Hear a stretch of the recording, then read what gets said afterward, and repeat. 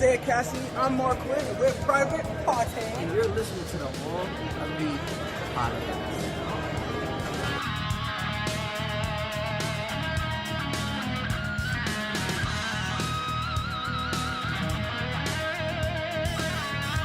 Yo, you're listening to All Elite Podcast. Boom. And it is the worst podcast ever. We live! Ow!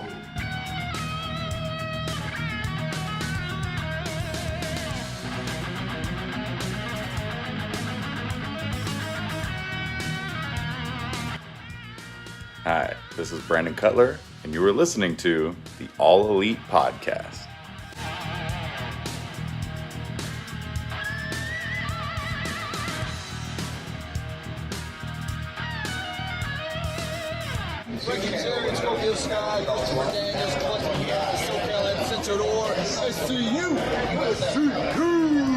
And this is the All Elite Podcast, which happens to be the worst podcast I've ever been on. SCU!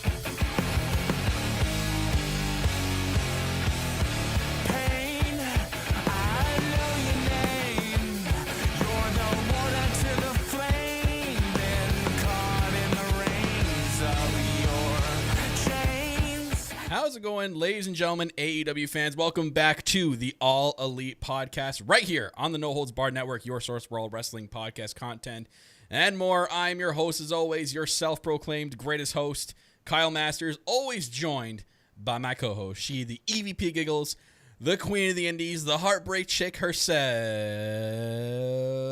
That's Tiffany. And today is the Full Gear Predictions episode, and we're joined by a very special guest host, and I was just on his podcast not too long ago doing predictions as well. We are joined by Bob from the Bob Culture Podcast. What's going on, Bob? Hey, long time no see. What's up, friend? Thank you guys for having me. It's an honor. Kyle, I got to say this. You know, the episode's not out yet. Hell of a stellar debut on the BCP for our Full Gear predictions, man. So I'm excited to get back and do it with you today with the addition of the lovely, as always, our good friend, Miss Tiff. And this is for you, Tiff. We have over here some streamers. There you go. There's Woo! I threw streamers I don't, at his last. I don't have streamers, but I actually just noticed that my damn spooky Halloween decorations in the background still from our Halloween episode. I haven't taken it down yet, so I'll keep it up for this one. Why not? This will be the last one. But Tiff, or I guess our AEW or AEP fans, thank you. Welcome back. If you're coming back, if you're new here, it's where myself and Tiff usually talk about AEW Dynamite, everything AEW. Today, obviously, we're doing the predictions for the Full Gear pay-per-view happening on Saturday. We do a lot of fun in this podcast. We like to keep it theme-oriented as for the month of October. As you've seen, if you haven't, go back and check it out. We had Halloween layouts. We kept it Halloween-themed. For the month of December, we are going to rock Christmas month, so there'll be a lot of Christmas, Halloween themes, like YouTube layouts, songs, intros. So we got a lot of cool stuff planned for the podcast for December. Yeah, guys. Prediction show? What's that? Shit. This is a prediction show? Shit. Yeah, okay. no, we're not. I'm not ready. Yikes. But All right, you see fuck, Fat Pharaoh there in the picture, Yes. guys, right down there. Tomorrow is actually the anniversary of when Fat Pharaoh met Cody Rhodes at last year's Full Gear that me and Tiff were there live in Baltimore for. God, it's been such a long time since, like, it feels like it's been a long time, Tiff, since, like, We've seen each other too. that and, like, going to a show with fans. Like, I miss that. I've been going to shows with fans, but just not AEW. But not normal. You know what I mean? Like, I mean, like the normalcy of going into an arena jam packed. You're the boy, the guy next to you's Coke is like spilling down your leg, kind of closeness is what I'm talking about. I'm sure Bob misses that too. Yeah. I definitely do, man. It's great just like meeting people and seeing, who brings the belts. And, sometimes I'm big kids, so sometimes we'll bring the belts and, the kids always want to. Oh, you're one of those guys. Yeah. Me and my friends and family for sure, man. And we love sharing with the kids and see those big smiles. So yeah, I miss that, man. But so thankful for the indies here in Jersey in this Northeast area, man, where whether we're doing a drive-in, an outdoor, a socially distanced show, man. So grateful for all of it. Yeah, I usually bring that belt. You can see it in my background, or that icy title belt that I got down there that I've had for a while, because it's still to this day one of my favorite. I mean, AEW belt's getting up there, but my favorite belt of all time is the white icy title belt out of any belt ever made. You got it. Yeah, that's serious. That's my favorite belt. I had to get the white. Yeah, I had to get the white, man. Not to interrupt, but everyone's like, no, you got to get the black one. I'm like, I love the white. Mm-hmm. It's clean. It's awesome. It's prestigious, and you know what? Like, it's cool how it goes hand in hand with kind of like Cody Rhodes, who's like father once held it at one time, and the history is there. So it's just a really good looking belt. But as for this podcast, like, we're gonna have Bob here to do predictions. We kind of did our predictions earlier on his podcast. Maybe my picks will change a little bit. But guys, go check out his stuff.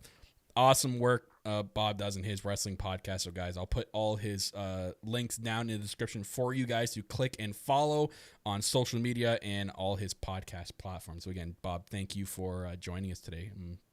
I'm really excited for this, and I'm excited to hear what all our thoughts are on certain matches, because we're going into Full Gear hot. Dynamite was a fire episode this week, and I'm still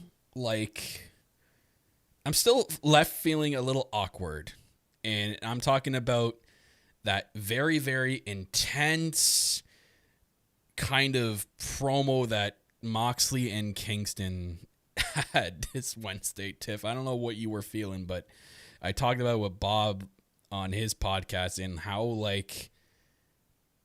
there were some pieces that were kind of missing when you're listening to it, because it was so intense and they were cutting into some deep things, and it was just very, very. I was getting a little bit uncomfortable. I don't know about you, Tiff, but I was getting a little tense. Yeah, man, this is history in the making. Like, this is ICW all over it. I love it. I'm a big Eddie Kingston fan, and as AEW came about, I'm a big Moxley fan. So I'm excited for this, and I just feel like even the vignettes that we've been getting the past couple of weeks with these two have gotten me even more hyped for this match.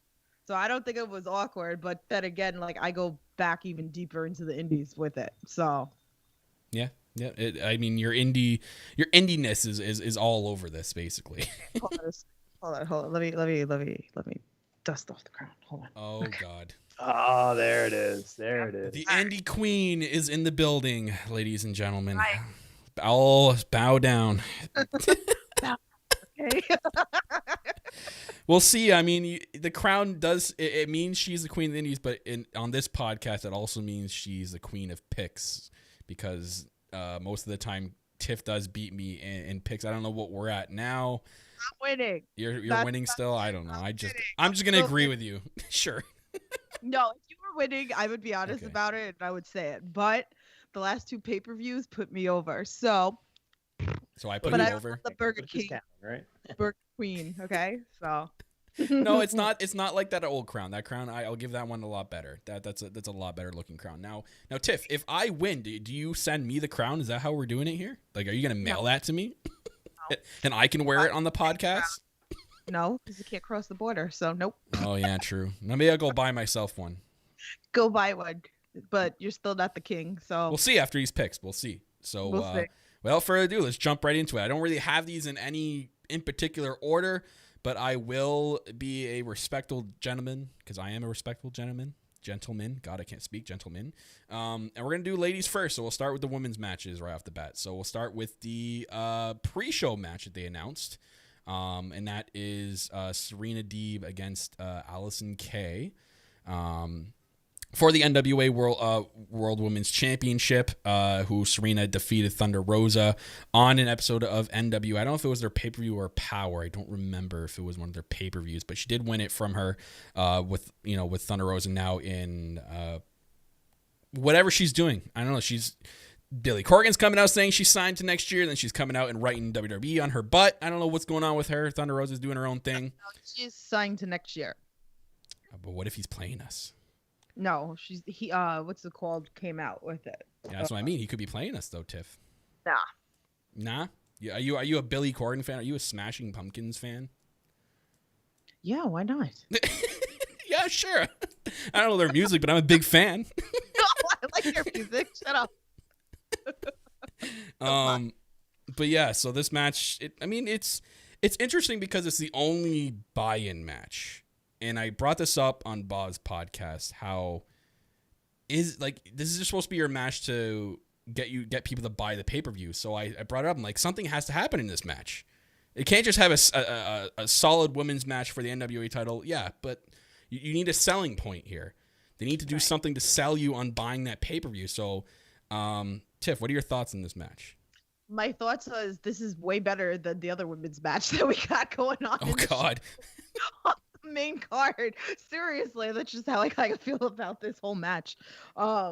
Which is pretty sad because we've been getting a lot of the NWA titles on AEW. And I was in Conrad's chat, Everything Pro Wrestling, shout out to you. And they were talking about this as well. And it's crazy that we're getting a lot of title defenses with NWA belt over here. So, I mean, it is a good way to get people to buy the pay-per-view. And again, like I said, I think a lot of people agree with me with this, and I'm sure you two agree with me as well. This match is gonna blow it out of the park up against Nyla and Shida. Really? Yeah, I really believe that. I really do believe that. But I think Deeb's gonna retain here because I don't know. I think it's too quick for the belt. We just got the belt off of Thunder Rosa. That it's too quick for a title change, I feel like. Serena is rostered to AEW. That's the thing. Right. So we don't actually know. We were talking about it on Bob's podcast. We don't know what Alyssa King's, or did I say that right? Or Allison King, Allison K. Okay. Allison K's deal. Shame on me. But we don't know her deal right now because was it Bill brought it up on the podcast saying that there's talk that she's put out tweets saying she's not with NWA anymore, and then her bio saying she's in NWA. So, but do you think that this is enough, Tiff, on a selling point for this pay-per-view? Do you think that this match enough can carry that selling point? It has to. It's going to be a good match. I really do. I think it draws in more fans too, that like maybe the NWA fans, if maybe they haven't watched AEW, it's a good way. And maybe it's a way of like a partnership that they're working together for AEW. So yeah, it's a great way. And you want a really good, solid match. So like I said, this I kind of feel it should be on main card, but in the idea of it being for the buy-in to get people to pay for the pay-per-view, I feel like it's an excellent choice of a match. Okay. So I'm going to throw it to our special guest here today, Bob. What do you think about this match? And do you think it's do you think this match itself sells itself as a selling point, or do you think something else is going to happen, or they'll do something else? Man, I mean, I like your theory, like you said on our show, and like we always say on the BCP, the real winners, the fans in this one for sure. I like what you're saying, man. Like, what's going to be that extra, momentum besides the two ladies in the ring who really need to, get people enticed into this pay-per-view. I agree with what Tiff was saying. I think it's going to be a great match. I love it for the most part. I love it when worlds collide. So I love this NWA World Women's Championship being involved more and more on Dynamite. I think everybody wins. This is a good business move. Obviously, I think we all agree that Serena Deeb is obviously going to retain here for just, getting the title. Anything can happen. We don't know the status, as you mentioned, of Allison Kay moving forward, where she'll be. So that's always very interesting. Man, with this match, will this be enough to bring people in? I think so. I think this is going to be a really good match. I don't think I'm not going to knock Shida versus Nyla Rose. I think that'll be a great match too. But you know what? I'm expecting a really, really solid wrestling match that could get people very interested in this pay-per-view. Yeah, for sure. So it'll be interesting to see what happens. Like, does AEW add something else? Maybe there's a last minute buy-in match that they put together to sell us on the pay-per-view, or if this is enough, maybe these women just put on one of those matches that sells us, and that would be incredible. I wouldn't be opposed to that. I don't think anyone would out there be opposed to these two women being the selling point of this pay-per-view. And who knows, maybe something happens after that. Maybe like I brought up on Bob's podcast, maybe, if she is still with NWA till next year, and that is true, maybe Thunder Rosa comes out after the match and has a stare down with whoever wins this match, and it's, it just creates some sort of hype for the pay-per-view. Because I still think no matter what buy-in match it is, you need to have a selling point, and that's the purpose of your buy-in. It's for free. It's on YouTube. It's on Fight TV for people to watch and, to buy the pay-per-view. They advertise it throughout the buy-in. Go to Fight TV now and purchase the pay-per-view. You need something that's going to tell people, okay, I just watched this crazy looking match, and if it's that good, it's going to make me want to buy the pay-per-view. So it'll be interesting to see what happens. I'm intrigued. So we'll transition that to the other women's match, who Tiff thinks it's going to be the Serena match is going to be taken this Nyla and Hikaru match. So Nyla Rose, Hikaru Shida, AEW Women's Championship. So I have to know, Tiff, your reaction to this match and your prediction to this match. What do you think is going to go down here? I think I'm probably gonna get up and go to the bathroom during this match. Oh, Nice. oh. Why no love in this one, Tiff? Because it just doesn't excite me. I'm sorry. Like, we've seen this already. Like, how many times are we going to get this match? Start building other women. You start building the women's division correctly. Okay. I'm sorry. I'm a little salty. Okay. Like, get me excited get me excited for women's wrestling. And it's just not doing it for me. Like, there's so many, like, I told Kyle this a couple of weeks ago, right? That I felt like Big Swole should have been in the picture here. Anna Jay could be in the picture here. Conrad was saying that he thinks this is going to set up Britt Baker and Shida, and that Britt Baker finally gets the title eventually from Shida. That made me think too. But the question is it too soon for the belt to drop and have 2 times women's champion with Nyla? I don't know. It's just, the tagline is there, but will it happen? I don't think so. I brought it up on Bob's podcast. I said that they need to build Shida up even more. Their division is lacking a true number one right now, even though Shida could be looked at as that true number one. She needs to build a little bit more momentum and hang on to that belt a little bit longer until someone is truly believable on taking that title belt. Just because Nyla was chosen 2 weeks ago, that's not very believable. Like the tagline you said is there, first ever 2-time women's champion, but it's not. I don't think it would sit well.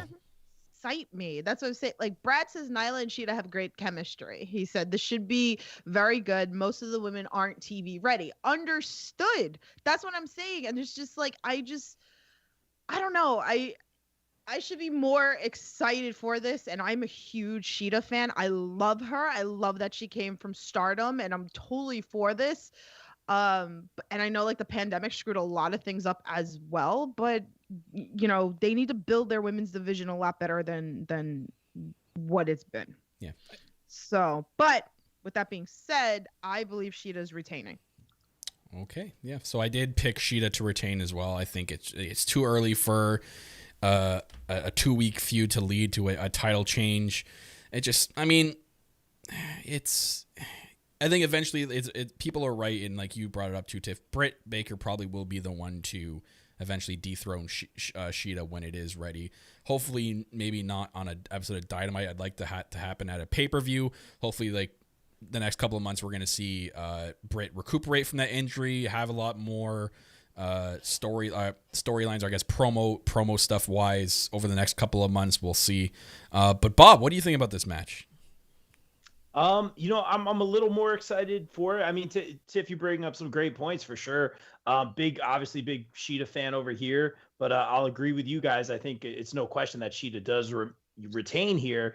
I believe we have seen this matchup before. Nyla Rose has been on Dark a few times, a little bit more than normal. Hasn't been on TV as much. Like you said, it was a very short feud. Just doing the math here, I see Sheeta retaining. That Britt Baker scenario makes a lot of sense moving forward.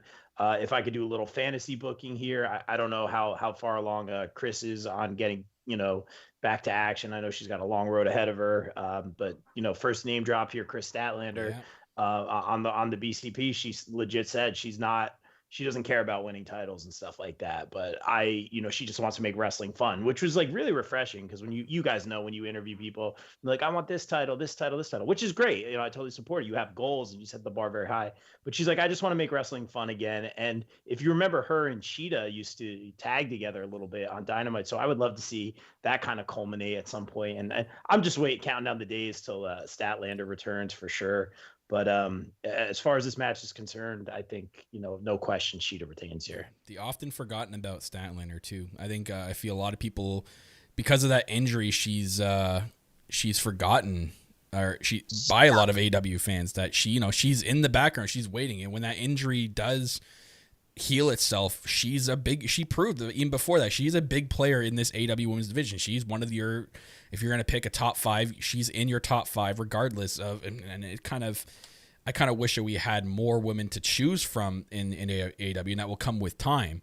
But in your top 5 currently, with the current roster set right now, Statlander, without a shadow of a doubt, would be, I would say, in your top 3, even goes as far as that, because she is just so good with her gimmick that she does, and her wrestling is just exceptional. So it'll be interesting. You have a good, solid women's roster. It's just how you're booking it, and you need to stop giving more than 5 minutes and right before the main event. You really can do it if you build it correctly. There is a lot of solid women wrestlers on the roster. Yeah. So they're just not giving it enough time, and we talk about this all the time on AAP, that it's kind of hard to put a lot of storylines within 2 hours. Yeah, they're running into that issue now, that they're building they're building too many feuds at once and not allocating it towards the time that they're given on TV.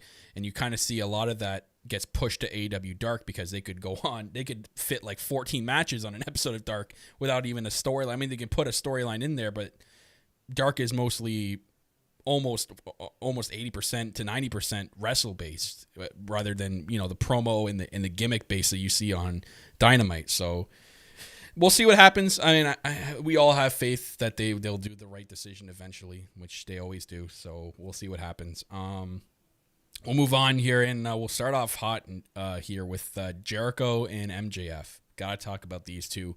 We saw the what they did this past Wednesday, what they've been doing over the last couple episodes of Dynamite, going back to the, I guess you could say controversial, because I saw a lot of mixed reactions, the Dinner Debonair, which we talked about on Bob's podcast, which was pretty funny. So, Tiff, we gave our reactions to it. We'll not really talk too much about the Dinner Debonair, but as for this match, I mean, it's kind of, in my head, it's a little bit tough to book, because after being on Bob's podcast and hearing the different scenarios that they came up with this match, there's a lot of different things that could play into this match. And I'm not going to change my pick with this one. I went with Jericho, and I'm sticking with Chris Jericho. I don't think MJF joins the Inner Circle. I think I'm going to stick with what I said. I think Wardlow has something to do with this.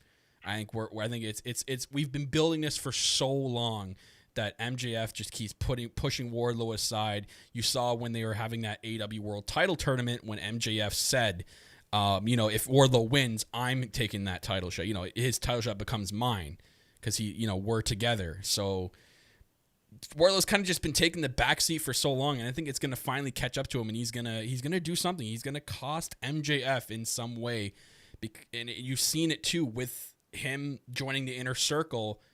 They already have a heavy guy. They have their heavy set, and that's Jake Hager. So I think Wardlow can see that if MJF were to join the Inner Circle, he's going to be pushed aside and forgotten about. So I'm still sticking with my gut.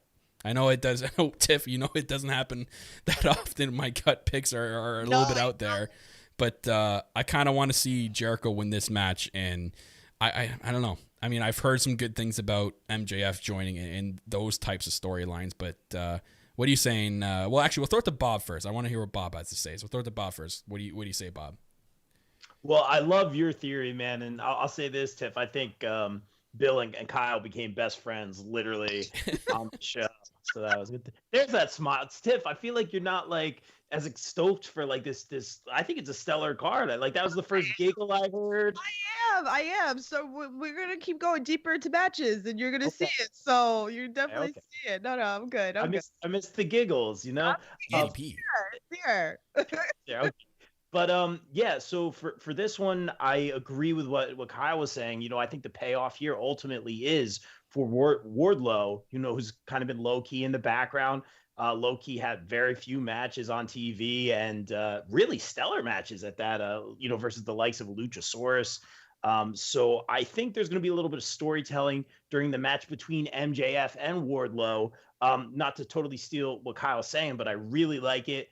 I do, however, see MJF winning and joining the Inner Circle. So hopefully we do. I was a fan of the Dinner Debonair and the musical number. I thought it was very different, both vocalists and stuff like that. So I would like to see, personally, I would like to see a little bit more of that, just something different. And in that case, however, Wardlow doesn't join the Inner Circle or isn't about it, because as Kyle said, you know, Hager is the muscle in that group. And I know you're not going to love this comparison, Tiff, but I would compare Wardlow to like that of a Roman Reigns, possibly moving forward and being very big time. So that's my thoughts on that. MJF for the win. Interesting. It's funny, like when you listen to other podcasts and their theories, and me and Ray arguing on PlayStation before, which was pretty funny. Like we do this all the time. We do this on AEP. I always kind of talk myself out of my predictions during our prediction shows all the time. I do it all the time. But me and Kyle have been completely solid for months on this whole thing that eventually we're gonna have the war of Wardlow and MJF, and that Wardlow's going to cost MJF. But again, Conrad's in our chat. Shout out to you. Yeah, he brought up that I wasn't wearing glasses, so I threw some on for him. I threw on the Orange Cassidy shades. Yeah, giving me the flashbacks of the episodes where me and Kyle were wearing the jackets and the glasses. We're doing the Orange Cassidy. Oof, husband. Anyway, we gotta wear the glasses. You know? MJF's a little punk. Okay, so I'm sorry. You have a deep hate for him. This goes back to like the indie days. Why? No. Listen, he made the kid cry in front of me. He made the kid cry in front of me at Create a Pro. Okay, I take very personal. All right. Anyway, but I just don't see MJF winning this. I really believe that Wardlow's going to cost MJF, and imagine Wardlow joins the Inner Circle. So, but I like the theories that was going on in Conrad's chat that they were talking about that MJF wins. Swerve?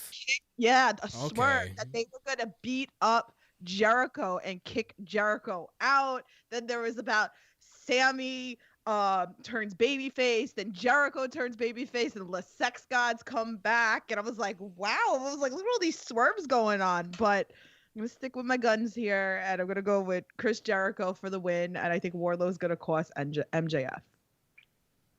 Thank you. Thanks for agreeing with me. I appreciate it. Sorry, I was having a tough time seeing through these. They're actual real sunglasses, so I'm trying to see my screen. I'm gonna do it for the pod. I'm gonna keep them on. So we interesting picks. Again, there's so many theories that you can have with this type of match, especially with the outcome being if MJF wins, he joins the Inner Circle. Now, does that mean he wants to keep the Inner Circle together, or is he trying to implode it from within? Is he trying to replace Jericho and be the leader? There's so many different ways it can go with this. Like it's incredible. So I love the storytelling that they're doing, and it'll be interesting to see what the outcome is come Saturday and after that, because it's going to follow up on Dynamite the next week. So we'll see what happens. But we'll transition now into another really highly talked about match, because they ended Dynamite this week Oh, Hi, God. Bill. Bill's in our chat. He goes, oh, no. He goes, oh, Rob went with the glasses gimmick. I said it that he had the Casey Navarro glasses going on. Oh, is that my new best friend, Bill? Hi, Bill. Yes, that is Bill. Yes. That's my new best friend. Yes. My guy. So we're gonna go with Cody and Darby. Yeah, I know. Shame on me. Yep. Shame. Cody Rhodes. I guess we can call him Cody Rhodes now, since he kind of. I don't know if anyone's seen the video of him after Dynamite saying that he worked a deal with WWE somehow for the name to officially be his now. He can be called Cody Rhodes, but he did say in that video and on the press conference today, the media briefing, that he likes the way the American Nightmare Cody sounds. He loves the way Justin Roberts announced him, so he says he's going to stick to that when he's wrestling, but like for interviews and media press and all that stuff, he's going to be known as Cody Rhodes, like his real name. So I thought that's pretty cool, and I love that and respect him for that. So yeah, Cody against Darby this Saturday for the TNT Championship. And Tiff, I want to know your reaction, because I got Bob's reaction to this because I brought up the rumors, and we've been seeing it with Darby. We're seeing a lot of Sting antics out of Darby the last couple of weeks, of him being in the rafters with the spotlight on him, shades of WCW Sting. Does Sting make a one-off? Like, we're not saying he's going to manage Darby, because that would be dumb, because Darby doesn't need a manager. But is it going to be a one-off where Sting has some play with Darby, maybe in his entrance, or maybe he's just at ringside because Arn's going to be at ringside for Cody? You know what I mean? Do you think Sting actually makes an appearance here? I hope not. I'm sorry. You don't like Sting, the vigilante. No, it's not that. It's not that. It's the fact that I can't stand the fact that we're getting all these WWE guys that freaking come WCW over. guy. That's what it is. Or he's WCW, not a WWE guy. Well, it's part of WWE now with the network and blah blah blah blah blah. Anyway, I still consider him WCW.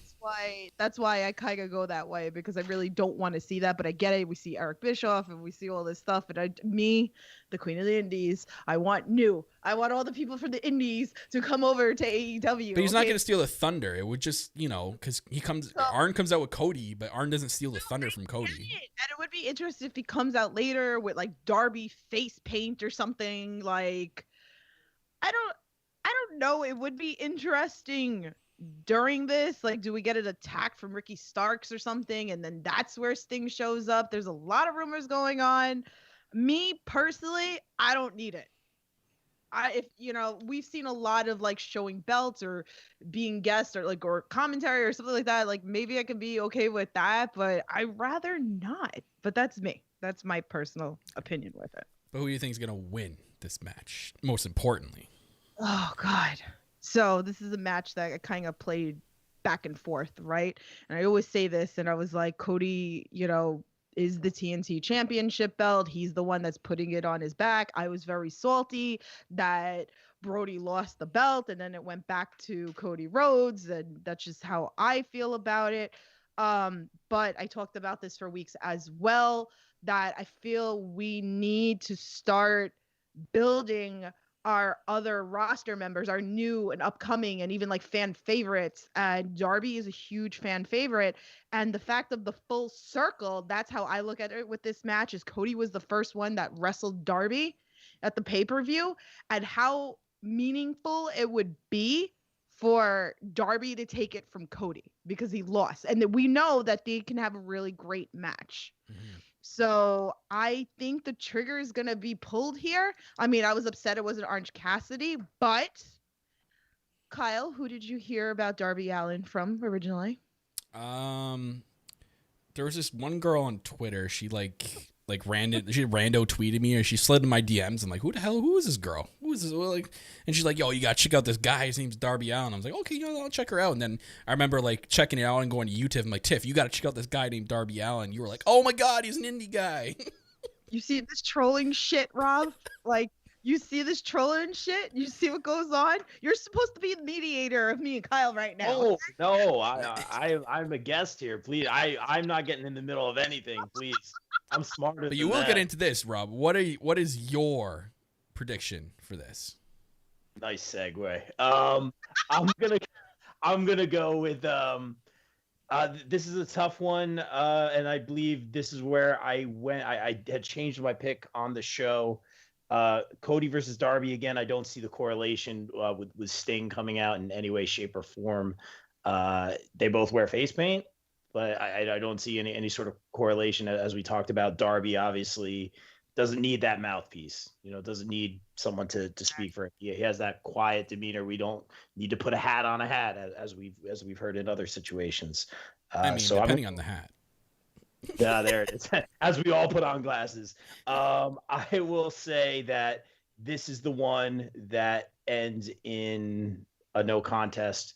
Obviously tease some interference by Team Taz as well. So Cody will retain here, but I think this title has Darby's name on it moving forward. I did originally pick Darby, but I think with interference, this will go to that Cody and Darby taking on Cage and forgive me, other Team Taz, Ricky Starks. Yes. Yeah. So you get that match, and we'll see what happens. I don't see any Sting involvement in this particular match or scenario, but doesn't mean he won't show up at the pay-per-view, and hopefully some very meaningful capacity. I'm going to go no contest on this one, and by default that means Cody retains. But it would be good that if Darby wins and then it kind of like sets up that Ricky Starks or Brian Cage comes out afterwards and like, knocks Darby out, and that could continue the feud that's going on, and then maybe like Hobbs comes in or something. Like there's a lot that could be done here. We did see that on Dynamite this week that Team Taz did call out Darby Allin, so they're and then they said they're going to be at the pay-per-view like watching basically very closely, which it basically says that they're going to have their hands in this match in one way or another, whether it be during the match. And I could see what Bob's saying here with maybe they make an impact in the match and that costs Darby the match, and then Darby goes and feuds with a Ricky Starks or even maybe a Brian Cage.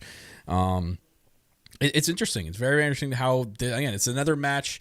And then Bob brought this up in his podcast. This pay-per-view has so many matches that can go either way, and there's so much creativity that can go with that's going to make it a very good pay-per-view to end the year for AEW. So I'm all excited for it. I'm all for it. I can't wait to see what happens, but I'm going to stick with my pick. I'm picking Darby Allin. I think he's finally going to be the one to we're finally going to see Darby win after all the work he's put in up to this point. And I think he definitely well deserves it. And I think it's going to translate him into going with a feud with a Ricky Starks or a Brian Cage after. But it's tough because I don't know where Cody goes from there. If Darby does win, like someone brought it up on Bob's podcast, I forget who it was, that maybe Cody joins the feud and they do like a tag feud with Ricky Starks and Brian Cage to start off with. But if not, like where does Cody go from here? Unless they have something new that's going to be planned out. Maybe Cody comes out, does like a promo, and someone interrupts it, and that starts a new feud with him.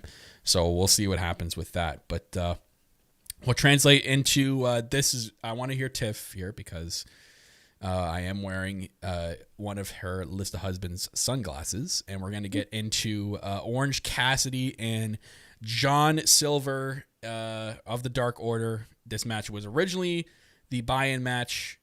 Now on the main card, which I'm sure you're happy now, Tiff, that is now a main card match. But I'm excited, and I really want to hear Tiff's opinion first about this match because the OVs. Oh my god! She's recollecting her thoughts, guys. You got to prepare. For anyone that's new here, Tiff and Orange Cassidy, you can't even mention his name, and she gets the sweats. Like she just she's fanning herself right now. Yeah, like even Bob's helping. I need a tissue right now because of all the drool that's coming out of my mouth right now for Orange Cassidy. But I'm so excited for this show. Like I'm so excited for this match. And again, I was like, when they announced this, I was like, this is Beyond Wrestling written all over it. This is the New York NYWC written all over it because I've seen this and I saw Beyond Wrestling put this match out. They were like, oh, since they've had this match, here's the free match. So they put that out there. So if you guys want to see them go before AEW that's out there on YouTube as well. I love both these guys very, very much. I'm a huge John Silver fan and I'm a huge Orange Cassidy fan, and it makes it that much harder for me to pick. Really, really hard. And I'm like kicking myself. But Johnny Hungy, right, Conrad? I know you're in the chat. Johnny Hungy. This is what we've been doing the last days. Ooh, Johnny Hungy. But I think they've been building Orange Cassidy so much right now. And I think eventually like Brody Lee's gonna come back and he's just gonna yell at John Silver, like, how do you lose to Orange Cassidy? To a guy who puts his hands in his pockets. Yeah. He wrestled armless. Oh Yeah. man. Yeah, I mean, Silver, I can't say anything bad about Silver, though. They kind of been building him up a lot, and I mentioned it on Bob's podcast. They've been building him up even on Dynamite lately.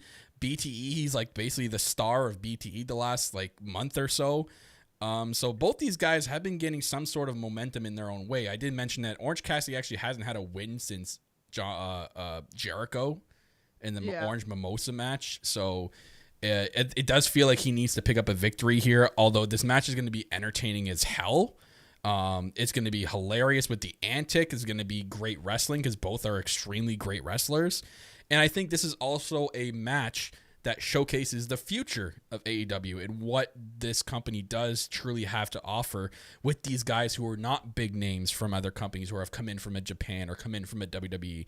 These are two guys who are coming up from the independent scene who are going to be the future of this company. So it's one of those, and I'm glad they moved it to the main card because you need those matches. So I'm so happy that we're getting that type of match.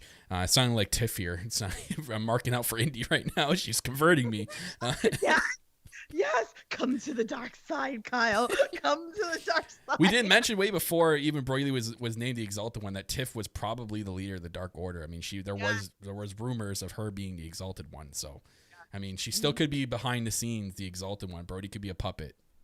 Who knows? Like, look, they're the horns, I guess. I don't know. Anyways, yeah. I'm sticking with Orange Cassidy. Bob, what do you have to say more than what we've just said about this match?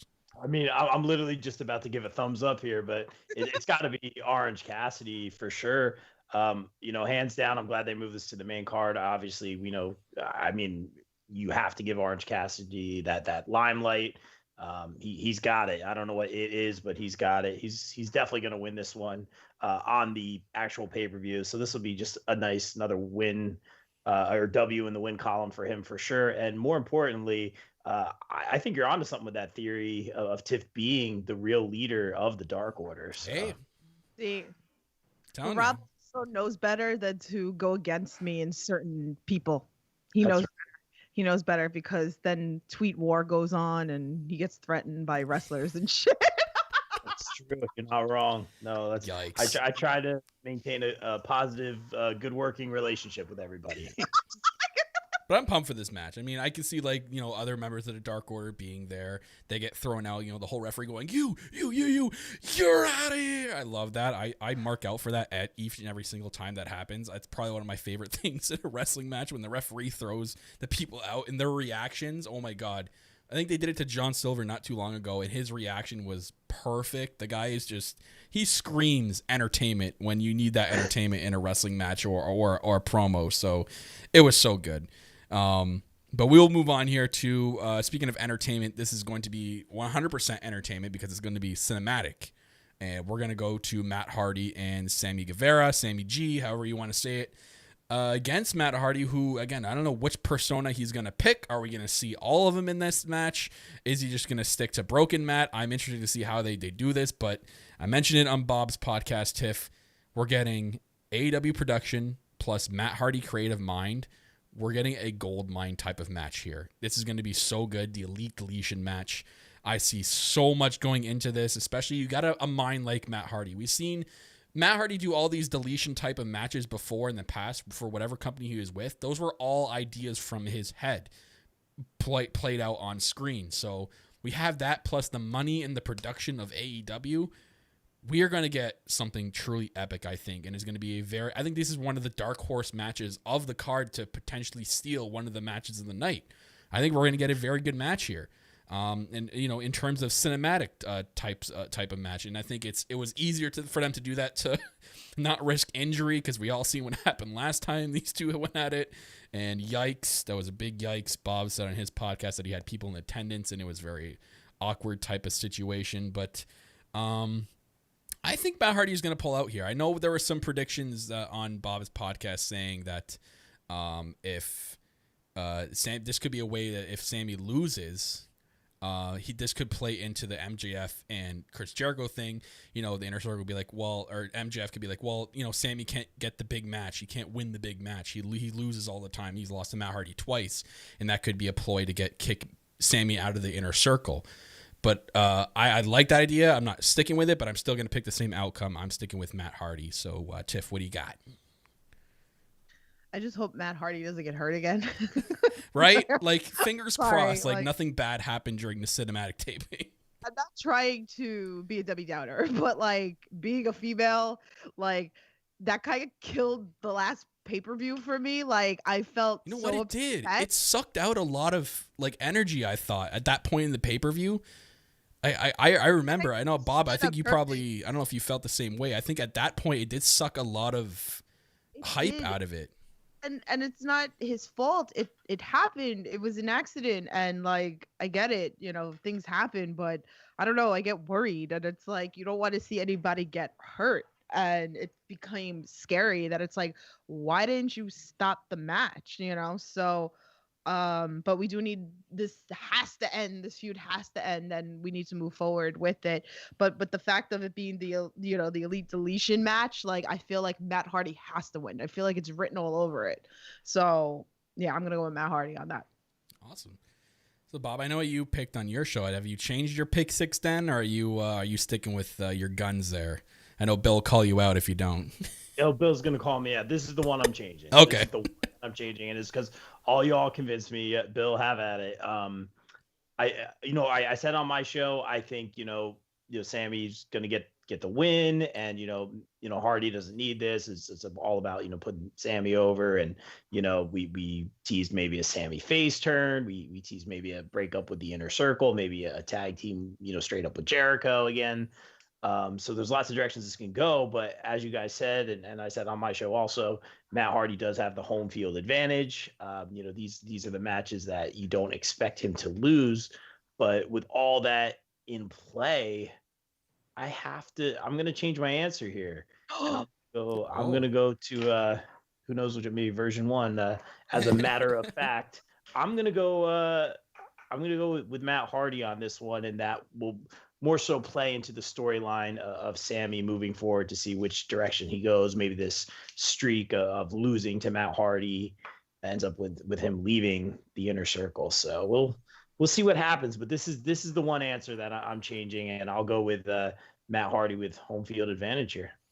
Bill's writing Jesus. Yeah, he's sitting here doing this. Shame. Yep.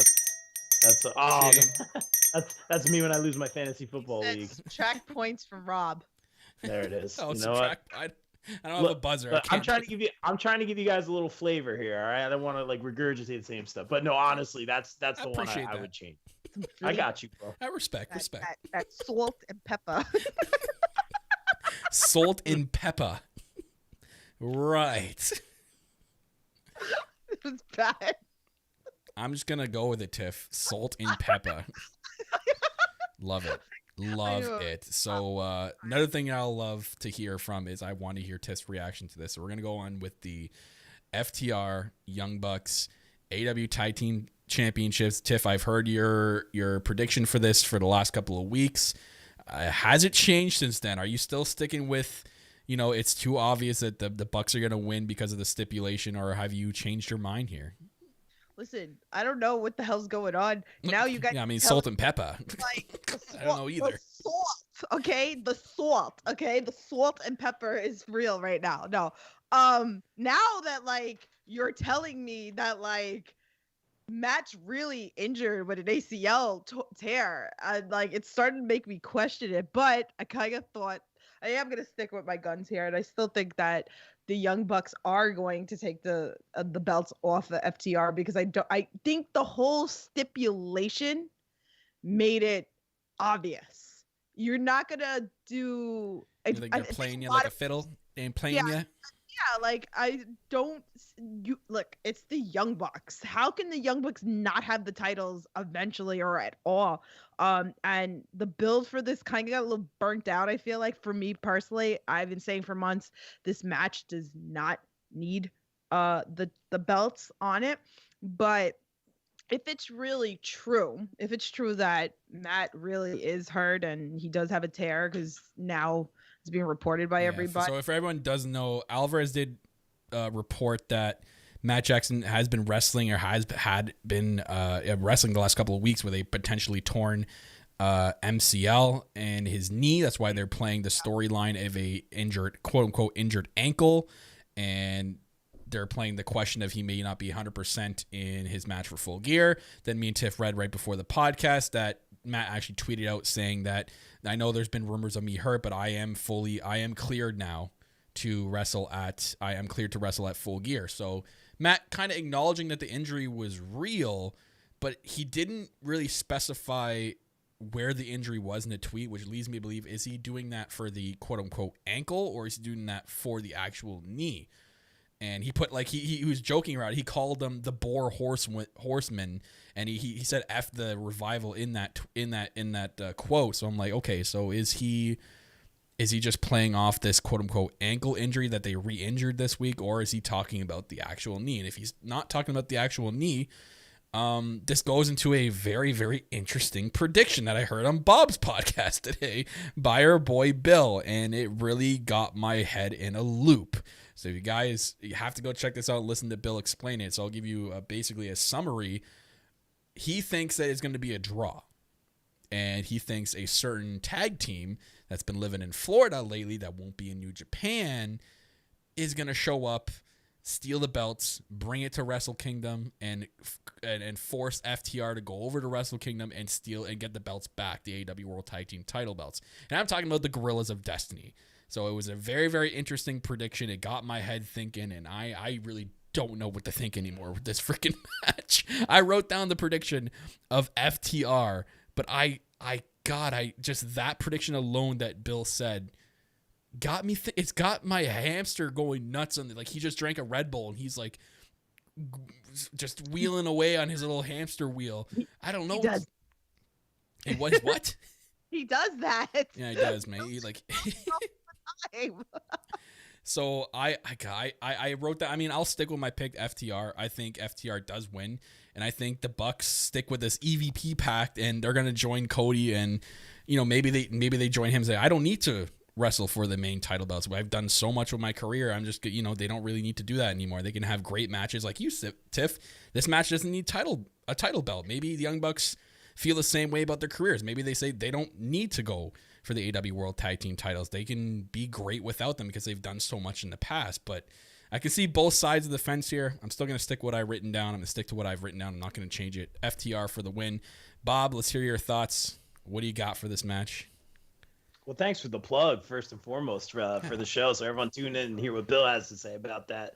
But I have to say, with obviously, you hate to say it, but when you hear about that injury, it's like, why are you going to put the belts on someone who moving forward could potentially, further damage themselves or anything like that. So it makes the pick, easy for me, and whether, by hook or crook or interference or DQ or belts being stolen, whatever it is, the FTR is going to retain here. And I think Matt did a service to the fans though by tweeting that, like, say, hey, I'm clear to go, without going into too much detail. It's like, oh, he's good, even if he's not, like, oh, he's good to go, and like this could go either way still. Like he's doing his job in that way, and I respect that. And first and foremost, just hope everyone's healthy, and we'll see what's in store for him after this match. Maybe he'll have to get some attention to that ankle or knee or whatever it really is. So just hope everyone's healthy.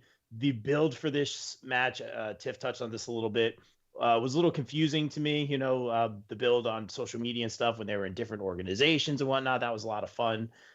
It got a little confusing to me where the Bucks were like super kicking everybody and throwing money at them, and like we're kind of heels but kind of not, and FTR are heels. It's just was weird to me. And I think FTR was even commenting like that the build wasn't like their favorite for a match of this caliber. So I can see this kind of being interrupted or interfered with or cut short till we get that big FTR versus the Bucks. I think it really does need a full-on capacity in an arena type of crowd so you can hear the genuine reaction, because it's a dream match. It's a dream match that's been in the books for years now, and you're gonna deliver it in a 20% capacity pay-per-view with a really weird build. It just doesn't seem right. So that's why I appreciate that Bill's theory there, because it makes more sense for this match to not really go down as the dream match, as opposed to having it just because of having it, because the stars are aligned, or not maybe completely aligned, but they're halfway there. So it'll be interesting to see what happens with that. But speaking of God is in Japan. He said they have a tag league coming up in a couple of weeks and they have to quarantine for 2 weeks. He said that, but that was weird because I thought Bill said that they weren't going to be in the tag league. So I don't know. I'm confused. So we'll leave it at that. It is what it is. It is what it is, Tiff, as we like to say. Anywho, Rihu. Speaking of the Elite, we'll talk about Kenny and Hangman. God, I put it up on Bob's podcast. I was losing my shit when they played that song for Kenny and Hangman in that promo video, the Cinderella song, and I was losing it. That was like, I'm like, oh my God, they got the rights to one of the greatest rock songs of all time. It's up there. I'm not gonna lie, and they played it for such a feud that it fits perfectly. And then just from like the footage lining up with the song, I was loving it. Someone did ask Cody in the media briefing though about the licensing for the song and how they came about it, and he put over Mikey Ruckus like hardcore, like saying like he's an outstanding like music producer, and we have all the faith in him to produce any kind of music we need for any type of situation. He did say that if it's right and the legality of it is okay, we will pursue other songs for certain scenarios. But he said they have so much faith with Mikey to get the job done that they don't really need to go out and do something like that, get the rights to like a well-known song. Because as we've seen before, and Bob, I brought it up on a podcast a couple of weeks ago, as I found out that Jericho slid into Mikey's DMs literally 24 hours before Dynamite. And do you remember the end of Dynamite a couple of weeks ago when they had that like Saturday night type of ending, like Saturday Night Live SNL type of ending, and they had that music playing, that type of SNL type music? Mikey literally got that done within a 24-hour window of Jericho DMing him and asking for it. And he got it done, got it sent the audio over, they put it in production, and it got it made like that quick. That's how much faith they have in him because of how quick he can do something and get the job done well. So I love that they have so much faith in Mikey. Tiff, we have to get him on for an interview one time on AEP. So we'll have to talk about getting him on, because I really want to pick his brain a little bit and how he got started and all that. But yeah, it was, again, Kenny and Hangman. That song fits so perfectly. I can't wait for this feud. Obvious Kenny Omega mark here. So amped up for it. This match is going to be epic. I said it on Bob's podcast. It's going to go the distance. I can see them getting a lot of alluded time, like 30 minutes, maybe max, or maybe a little above that. I mean, I think their tag team match with the Bucks, if I'm not mistaken, I remember it almost went 40 minutes, or it did go 40 minutes. It was a really long match, but it was really good. These two are going to have that other, it's going to be in a match of the year conversation, basically, is what I'm saying. These two, and they have the caliber to do it. So I have Kenny, and I'm going to stick with our pick. Me and Tiff have been talking about this for weeks on the podcast, that it's going to eventually lead to Hangman taking the belt off Kenny Omega down the line, whether it be at Revolution next year or at Double or Nothing if they want to push it. But Kenny's going to come out on top here, and he's going to eventually take the belt off of Kingston or Moxley. So I'm going with Kenny Omega. So we'll throw it to Bob first on this one. Hear his thoughts. I'll go with your boy. We can call him Alice in this one because here comes the cleaner, ladies and gentlemen. I think that for sure had to get that in there. I think for sure this was hard for me to pick earlier, but after conversing with you, fine gentleman, and our friend Nicole, of course, I think that we see the entrance change for Kenny Omega, which to me tells a lot. You touched on the music again, which we've talked about a lot here on the BCP, and we talked to people who work directly with Mikey, and he works with some artists out here. So that's really, really cool to just see all the support and everyone work together. So we have to shout all them out. That's really cool, and how he got the music done. So we appreciate all that music stuff. But the change in the entrance for Kenny Omega, that to me just tells me so much. The change in attitude, the short match that he had, his career in AEW being, pretty good, but not as good as we would expect, coming out of the gate. So the attitude change here, the cleaner coming out, and him becoming the number one contender. And I think we see Hangman Adam Page continue with maybe his demons or his struggles to fall a little bit before the rise again, and maybe they will meet again. But this match is probably going to go for a long time. This match is potential match of the year candidate. People are saying already. The real winners, the fans. Yep. This should main event. Oh, Sorry, I this concur. main event. throwing another slider, Tiff. Look at you go. You're just you're MLB ready. You're just MLB ready here. All right. So a couple things here. Okay, they're very important. Okay. I have to make sure I check on April. Okay, because April's gonna be very emotional during this match because this is both her list of husbands. All right. Oh boy. Never mind the fact that John. Kenny's on Moxley, my list of husbands. I'm just I'll put that out there. So, anyway, I mean they're just too pretty for me. Anyway, but let me say this. I was messing around because I am in a group chat with April and Ray. And when we were watching Dynamite the other day, I was messaging with them, and April's going nuts, obviously, because she can't. She's crying in our chat, by the way. And I said to her, "Can you imagine a three-way between all her husbands?" Now, I was in Conrad's chat before, and BJM, who's in our chat, shout out to you. I marked the hell out because it just reminded me of that tweet. And he thinks this is going to come into a draw. What?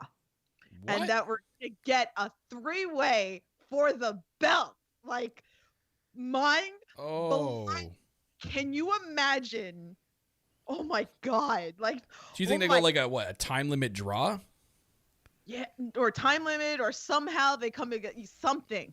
Time limit draw. Oh, I never thought of that. I like it. I lost my mind because I was messing around with April the other day about it. Yeah, poor April. Yeah, she's crying in her chat. But see, that would get me so excited. That I've been talking about for months and months, that this looks like the build, right? That Kenny's the cleaner, right? And Kenny's going to come up on top, and he's the one that's going to take the belt off of Moxley. Me personally, I want Pac to take the belt off of Moxley, but that's not going to happen. But I would love it.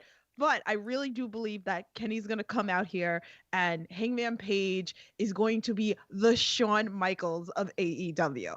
And I love the fact that eventually he's going to wind up going for the TNT belt, and we're going to build. And what better way and what more meaningful will it be if Hangman takes the belt off of Kenny Omega? But I love BJM. If he's going Shawn Michaels route, he's got to win the TNT belt in a ladder match. Just saying. Do the same pose too. It's got to be Oh my goodness. But yeah, I mean, that would be the only way that I see Hangman grabbing the belt so quickly after. But I feel I like the fact of a chase, and I like long-term booking. So Kenny needs to take the belt, and how much more meaningful would it be if Hangman Page takes the belt off of Kenny Omega? So that's my thought process. But I'm picking Kenny Omega for the win here. I mean, oh God, I like the triple threat pick, but yeah, but then when do you do it? You can't stretch that till Revolution. Or could you? Nah, that's way too long. It would lose its thunder.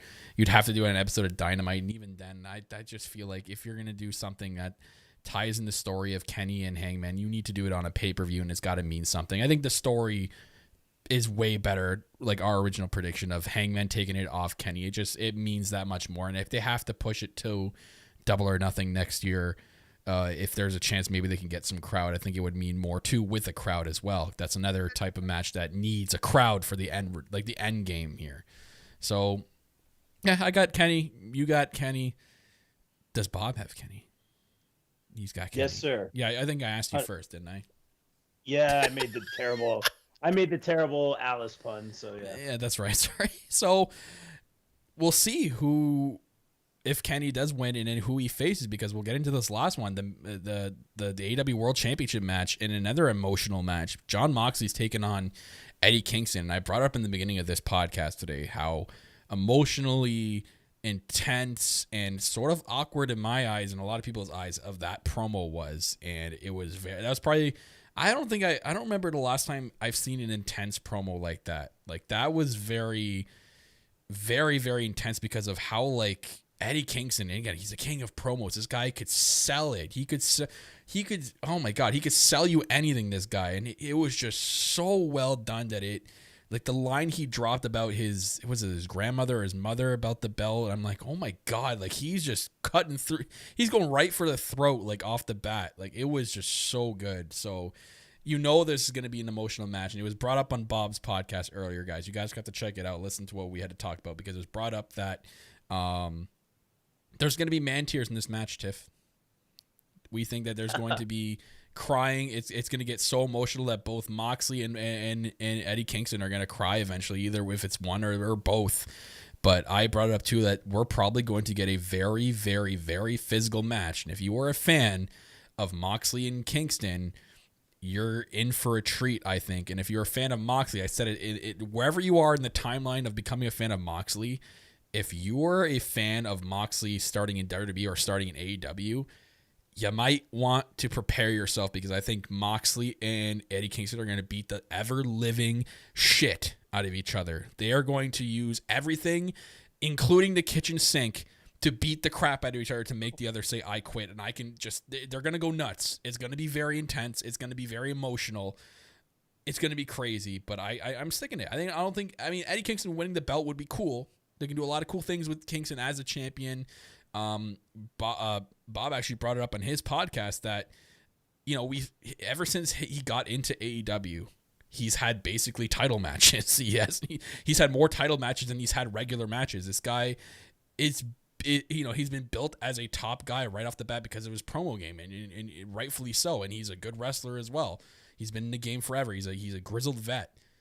I could see him being a cool AEW champion, but it means more to me Kenny taking the belt off a Jon Moxley than a Eddie Kingston. Even though I could see either or, I'm sticking with a Jon Moxley here. It makes the most sense. So, without a shadow of a doubt, surely to be an emotional and physical one. So, Tiff, what do you think? I love Eddie Kingston very, very much. I've seen him so much live. Guy's such a beauty.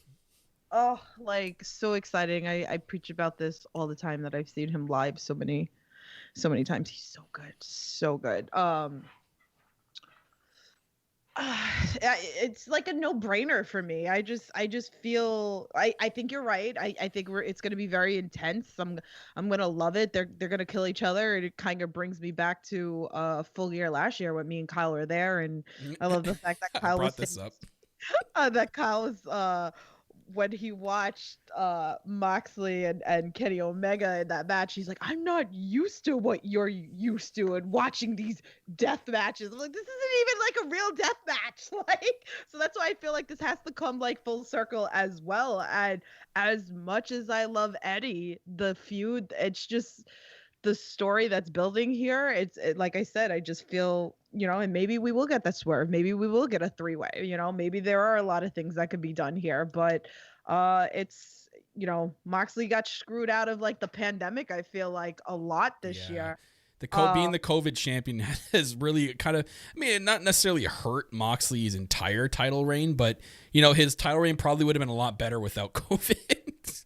Yeah. Because he became champion in February and COVID literally hit March. So like he's had like zero time to really it be embraced by a full type of crowded environment from that time till now. So it is a shame. But I mean, even from the people that they get now, you hear that genuine reaction from Moxley. He is a number one fan favorite. He deserves to be the champion.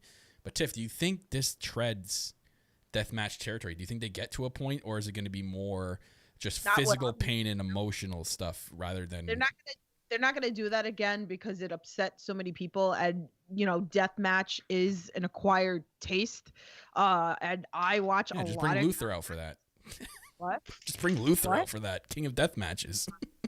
Yeah, no, but I don't think the AEW world is ready for old school CZW or GCW, ICW. Do you think it'll be worse than last year's Full Gear match with No. Kenny, or do you think it'll be just the same? No, it's not gonna be like that. I think it's gonna be more tame, but we're gonna get a lot of beating the crap out of each other. Okay. So, but yeah, no, on that level, what I'm used to, no. So. Okay. So Bob, I want to know if you're. I'm assuming your opinion's not changed, but we've seen crazier things happen on this pod today. So what do you got? I don't want Bill to yell at me again. No, I'm taking notes over here. Tiff, I think you hit it right on the head when you said, the national, AEW wrestling world isn't quite ready for, what we're familiar with in the deathmatch world. It is very polarizing. I've been at shows with people where we watched the whole show, and as soon as the deathmatch came on, like they, didn't want to see it, couldn't handle it, whatever it was. Right out the door, just walked right out the door. And again, and that's no disrespect. This is just statistically speaking, it's a very polarizing thing. Either you love it or it's not for you. It's an acquired taste, like you said. So I don't see it going all the way into that territory, but I do see, like you guys said, that they're pulling out all the stops within that AEW limit. And I think this is an interesting mashup because you can see the storytelling. There's going to be a lot of storytelling in this somewhat street fight, hardcore, whatever, I quit scenario. So that's like a really interesting mix to me. And if they make this work, it could be great.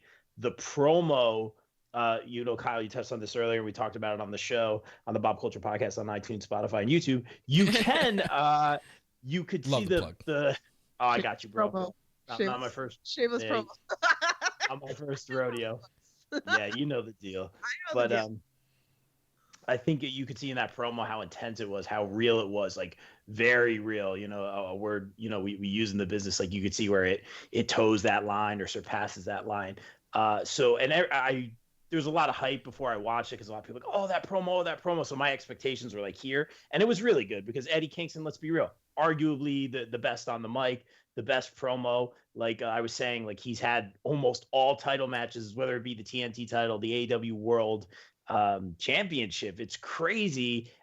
Just him getting signed, Tiff, you could agree with me on this. Just like it meant the world. I'm familiar with him from like the likes of Evolve and such like that.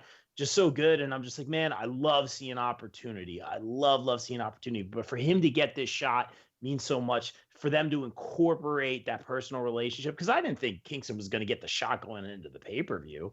And they're telling a story here. My only issue with the promo, as I said on the show, was like I felt like there were some gaps that were like personal stories that needed to be filled in, that me as a casual fan didn't know the whole story. And casual fans, not those like the people that have known Kingston and Mox forever and ever and ever, that the emotions were really real, but I didn't know the whole story. But there were some great one-liners. There was some great talking over each other.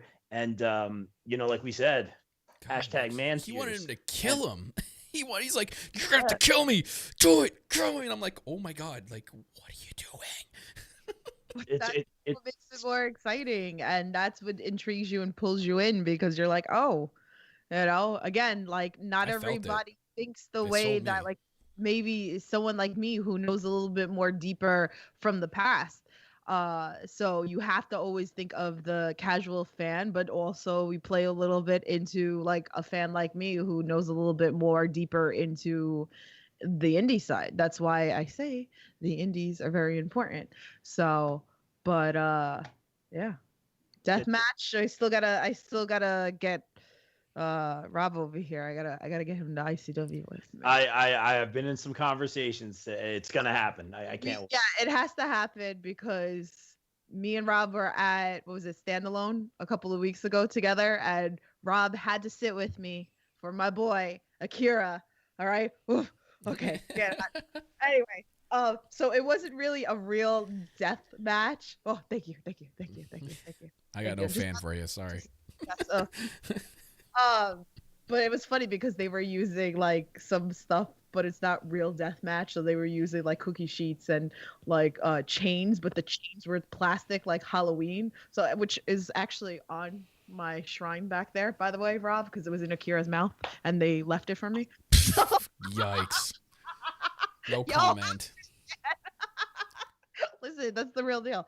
But yeah, so it's a lot, and especially being on television, you kind of can't have that on TNT and stuff. So, but yeah, I can't wait. This whole pay-per-view looks solid, up and down.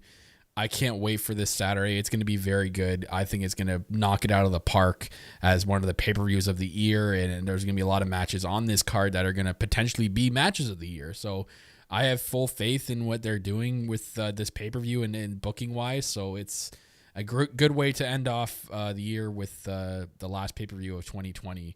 And it's such a crappy year that they're ending off with such a high note with AEW. So we'll see when we'll get into the review next week and review what we see on Saturday. Cannot wait. So Tiff, you know what? Before Bob, I gotta keep, sorry about the name changes. I call him Rob. Like, I get confused. As long as it's not Robert, Yikes. Rob's good. Bob culture, it makes sense. That's good. Bob man, I get. Well, before Mr. Bob Culture gives us any more shameless plugs, we're going to do our own, and that's following us on all social media platforms like Facebook, Instagram, and Twitter at All Elite Pod. Make sure you guys are following all those social medias and you're following the correct All Elite Podcast. Make sure you check us out on all our audio platforms and on the No Holds Barred Network. We're available on such platforms like Apple Podcasts, Google Podcasts, Spreaker, Stitcher, Spotify, wherever you're finding your podcasts. Just type in the No Holds Barred Network. You'll get the All Elite Podcast and all the wonderful podcasts we offer on this wrestling podcast network. If you're on Apple Podcasts as well, make sure you're leaving us a 5-star and a comment about the podcast. It helps us with the chartable side of things, so thank you to all who have done that so far. Make sure you're checking out our No Holds Barred Network store. A lot of cool things on there like stickers, t-shirts, tank tops. Now we're getting about to have hoodies on there for the colder months, so check out that RT Spring store. Link is located down in the YouTube description below of the YouTube version of this podcast. And thank you very much to Darren of These Wolves each and every single week right here on the podcast, letting us use the song Dead to Me by These Wolves for our official theme song of this podcast. Guys, go follow Darren on all his social media platforms. Check him out on the music side of things and support These Wolves. So thank you, Darren. Shout outs to you here each and every single week here on the All Elite Podcast. Yeah. We always do that right at the end of the podcast. There's always like a long sigh, like a long yeah. Means the tank's empty, basically. But thank you, Bob, Rob, Robert, Bob Culture, whatever you want to be called. Thank you for joining us here on the Full Gear Prediction Show of the All Elite Podcast. It was an awesome time. I had a wonderful time in your podcast. So I'm giving you the last bit of time we have here on the podcast to do your shameless plug. So go ahead.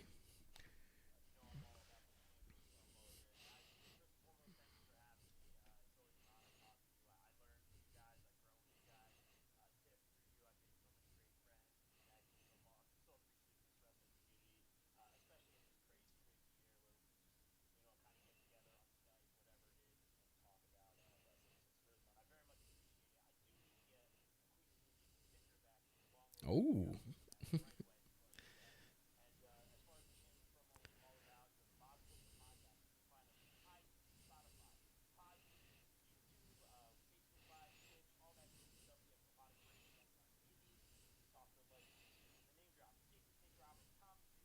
Jim Ross. We've even had a Ghostbuster, Mr. Ernie Hudson, on the show. So, Bob, I also write. Oh, dude. I'm gonna pause you. Yes. Kyle fucked up. Hang on, I gotta get the bell out. I shaved Oh, myself. that's usually me. No, I shaved myself because right. No one wants I to was hear from great. you. No, I was great. He's gonna take his last sip of water. So, for all you audio listeners out there, I apologize for that big blank of space you just heard for the last 15 seconds. Do apologize for that. Or I might edit it out. I'll probably edit it out. I'll take the time and I'll edit it out. But Bob, give us another shameless plug. I got you. Well, thank you guys first and foremost for having me. I very much appreciate it. It must have been that mysterious SmackDown hacker. But thank you guys. Yep. This is a lot of fun. It's always great to connect with you guys. And you can follow me on iTunes, Spotify, YouTube. Tiff's dying over here. Facebook Live, Twitch, the Bob Culture Podcast at Bob Culture Pod on Twitter. At the Bob Culture Podcast on Instagram. We've had interviews with the likes of Jim Ross, Jake the Snake Roberts, Velvet Sky, Summer Rae, Tommy Dreamer. We've even had a Ghostbuster, Mr. Ernie Hudson, on the show. I also write for a site, senior editor for the popbreak.com with Kyle's best friend, Mr. Bill Bodkin. Hey. We've had interviews with the like of, Mira, formerly Rusev, Dana Brooke, and, arguably one of the best of all time, Mr. Kurt Angle. So check out those interviews, and thank you guys for supporting me. Thank you guys for having me. It's always a blast to connect with you guys and talk wrestling. Tiff is still dying, and I'm glad we finally got those giggles. I'm dying because of the chat. So April said Bob had a whole story. We all missed it. She goes, we'll never know now. She goes, I want to hear the story. The story really was that Rob was saying that he really favors me over Kyle. Okay, and that was really the story, and that he promised that he was gonna bring donuts to me because they bring him cookies, and yeah. Sorry, I got Bill now. It's so good.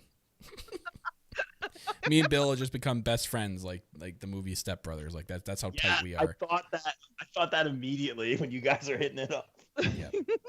So Bob, thank you very much for joining us today, guys. You know how we do. Thank you for tuning in live. If you're tuning in live wherever you're tuning in on Twitch, Facebook, Twitter, YouTube, thank you for tuning back if you're rewatching the video back, and thank you to all our audio listeners out there. You guys mean the absolute world to us for downloading this episode each and every single week.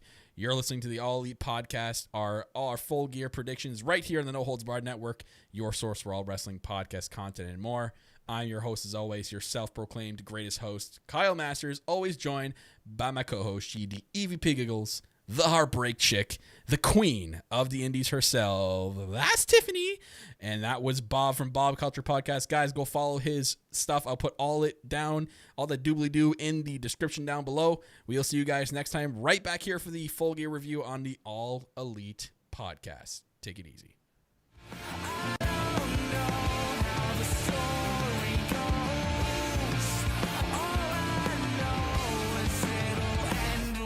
Me, I'm self-fulfilling